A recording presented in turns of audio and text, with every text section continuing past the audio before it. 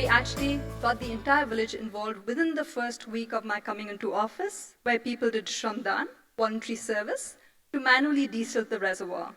But given the expanse of the reservoir, which covers an area of 100 acres, the government engineers said you would not be able to fulfill your project even in a span of 10 years because of the amount of silt that needed to be dug out and the wide expanse of the reservoir.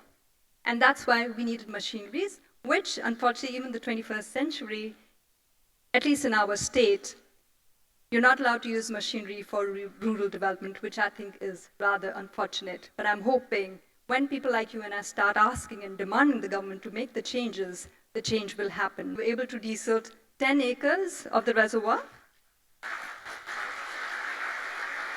Thank you. And luckily, the rain gods were kind. So in 2010, we had amazing monsoon. And with the very first shower, the reservoir had filled up.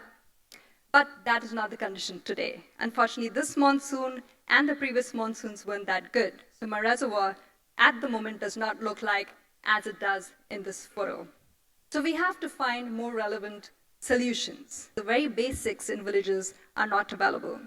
So the funding that did come into our kitty, when I say kitty, I'm talking about what comes into the account of the panchayat, which from 2010, that time it was about 20 lakhs per annum for a population of about 7,500 people. And as of today, it has increased to approximately, say, 45 lakhs per annum. So as you can see, it's not very much. And again, we're bound by the guidelines set by the government, which means the funding comes through, it can only be used for that specific project.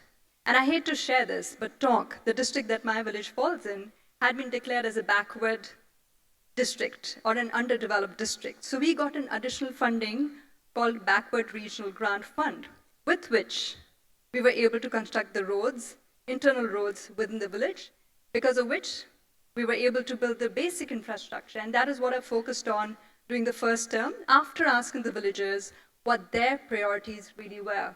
So main priorities they highlighted were water, obviously, roads, and electricity. And that is what we started with.